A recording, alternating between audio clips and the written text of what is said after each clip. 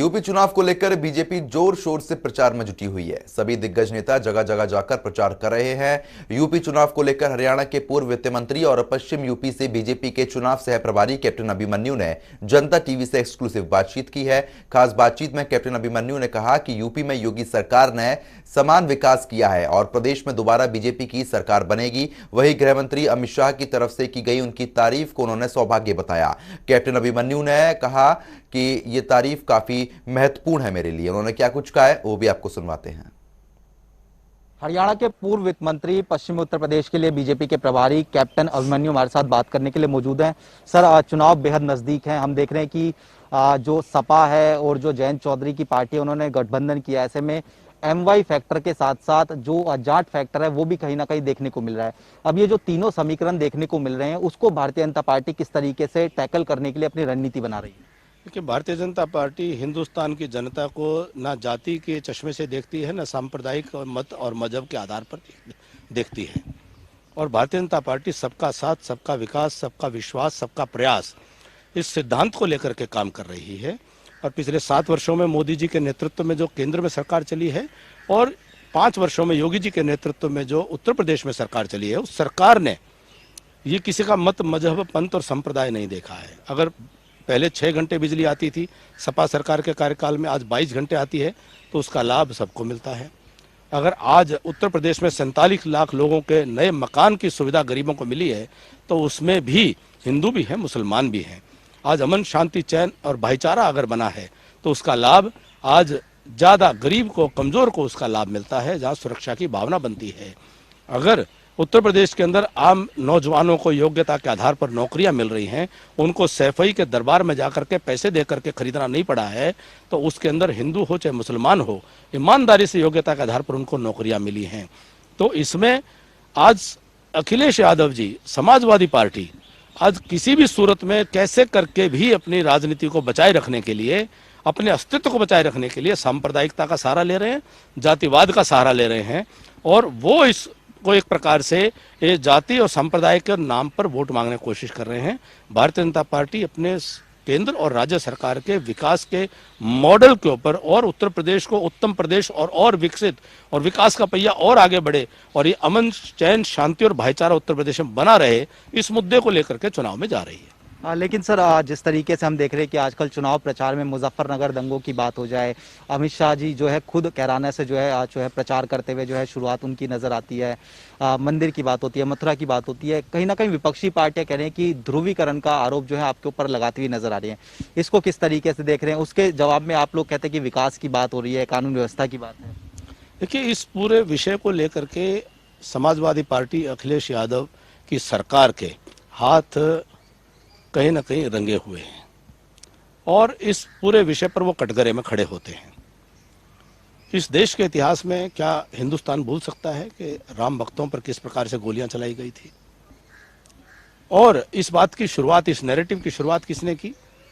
Samajwadi party के नेता अखिलेश यादव जी ने। जिन्ना की प्रशंसा करने का उनका क्या संदेश है? क्या वो पाकिस्तान में चुनाव लड़ रहे हैं? क्या जिन्ना हिंदुस्तान के लोगों के लिए कभी महापुरुष हो सकते हैं, जिन्होंने भारत माँ के टुकड़े करने का काम किया हो? ये मजहब के आधार पर देश को विभाजन करने की मांग कोई भारत के लोगों ने नहीं की थी, ये जिन्ना ने की थी। और आज अखिलेश जिन्नावादी होकर के किनके वोट लेना चाहते हैं? क्या वो शंका और शक कर रहे हैं भारत के मुसलमानों की राष्ट्र प्रेम के ऊपर कि उनको जिन्ना की प्रशंसा करनी पड़ रही है? जिन्ना का साथ देना होता तो ये लोग 1947 में चले जाते, लेकिन उन्होंने तय किया कि हिंदुस्तान में रहेंगे, तो इसलिए जिन्ना की प्रशंसा करने का मतलब ये हुआ कि कोई ऐसे राष्ट्र विरोधी तत्व हैं जिनको लेकर के अखिलेश यादव वह सांप्रदायिकता की राजनीति करने निकले हैं। और पाकिस्तान का समर्थन करने की बात करना, तो क्या अखिलेश यादव पाकिस्तान में चुनाव लड़ रहे हैं? तो कुल मिलाकर के ये नैरेटिव की शुरुआत वो करना, कैराना में जाकर के आदरणीय गृह मंत्री जी ने, अमित शाह जी ने कितना बड़ा संदेश दिया कि हिंदुस्तान के किसी कोने में अगर कोई भी कमजोर और असहाय महसूस करेगा और उसको अपना घर छोड़ने के लिए, अपनी जड़ छोड़ने के लिए मजबूर होना पड़ेगा, तो देश का गृह मंत्री एक सरदार, लौह पुरुष सरदार पटेल थे और एक गृह मंत्री हमारे आदरणीय अमित भाई शाह जी हैं, जिन्होंने उन कमजोर, असहाय, निर्दोष लोगों को जाकर ये हौसला दिया कि देश की सरकार भी आपके साथ है, देश का गृह मंत्री आपके दरवाजे पर है, आप सुरक्षित रहें, आप भरोसा रखें, कोई पलायन नहीं करेगा। कितना बड़ा विश्वास देने का काम किया। क्या ये देश के गृह मंत्री को नहीं करना चाहिए? और अगर कोई इतिहास के अंदर कोई बहुत बड़ा कांड हुआ है जिसमें अखिलेश यादव और आजम खान ने जो पश्चिम उत्तर प्रदेश के लोगों पर जुल्म किए थे, झूठे मुकदमे दायर किए थे, 7,000 के करीब झूठे मुकदमे, नौजवानों को गांव छोड़ करके साल भर तक जान बचाने के लिए पीछे उनको घर से भागना पड़ा था, कितने ही लोग मारे गए थे। उस वक्त क्या चल रहा था? एक दिन तक मुजफ्फरनगर में एसपी और डीसी से खाली जिला था, आतंक मचाया गया था। और उनके अपराधियों को, उनके दोषियों को अगर अखिलेश यादव जी टिकट देते हैं, सम्मानित करते हैं, तो वो क्या संदेश दे रहे हैं? तो क्या ये लोकतंत्र में, क्या इस प्रकार की बातों की निंदा करना, भर्त्सना करना, क्या ये गलत है? इनको जनता से माफी मांगनी चाहिए। अखिलेश यादव को आजम खान की सूबेदारी में पश्चिम को जलाने का जो पाप हुआ है, इस बात के लिए जयंत चौधरी जी को माफी मंगवानी चाहिए उनसे। आज तक ये उन्होंने आकर के माफी नहीं मांगी है। सर, जयंत चौधरी की बात करें तो तमाम लोग जो है उनके बारे में बात कर रहे हैं, वो खुद ट्वीट करके कह रहे हैं कि तमाम बड़े नेता मेरे बारे में बातचीत कर रहे हैं, मैं कहीं ना कहीं अच्छा ही कर रहूंगा। तो ये कहीं ना कहीं भारतीय जनता पार्टी के लिए खतरे की जो है चीज है, या फिर किस तरीके से आप इसको देख रहे हैं?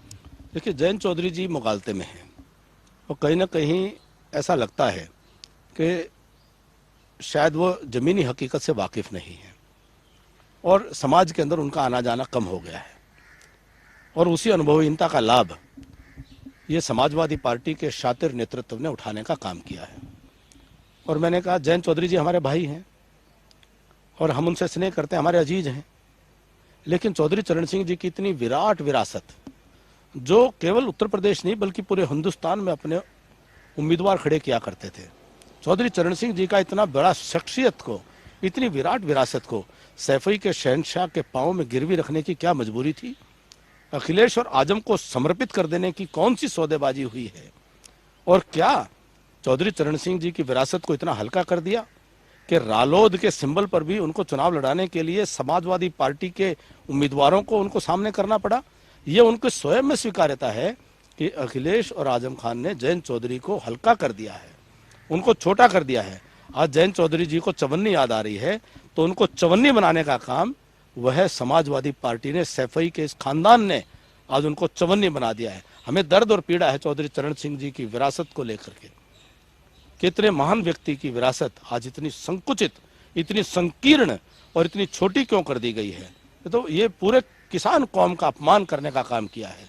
और किस प्रकार से टिकटों के अंदर जयंत चौधरी जी के साथ में खिलवाड़ हुआ है, उनकी पार्टी के कार्यकर्ताओं के साथ खिलवाड़ हुआ है, उनके एक नया नेतृत्व उनकी पार्टी के अंदर, उनके दल के अंदर समाज से खड़ा हो सकता था, आज उसको पूरी तरह से रोक देने का, उसको ढक्कन लगा देने का जो आज काम किया है, यह समाज बड़े दर्द से इन चीज़ों को देख रहा है, समाज इन चीज़ों को महसूस कर रहा है।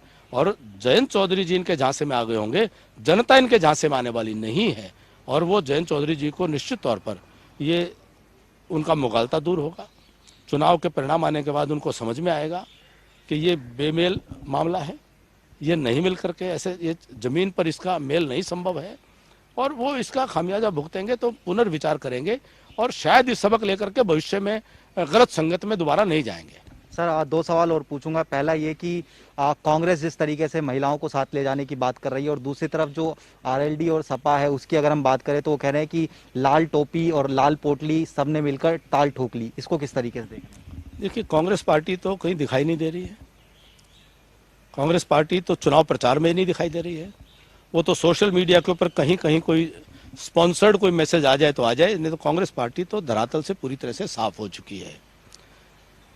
जहां तक अखिलेश यादव जी लाल टोपी का जिक्र कर रहे हैं और लाल पोटली का जिक्र कर रहे हैं, जब जब पश्चिम के अंदर ये लाल रंग टोपी और पोटली में दिखता है, पश्चिम के लोगों को उनमें अपना खून दिखाई देता है।